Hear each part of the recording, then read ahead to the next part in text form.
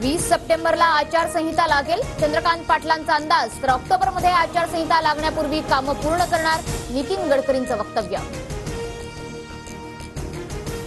उद्धव ठाकरेंच्या विचारांना वैचारिक कीड लागली आहे. आमच्याकडे वैचारिक कीड मांडण्याचा बेगॉन स्प्रे.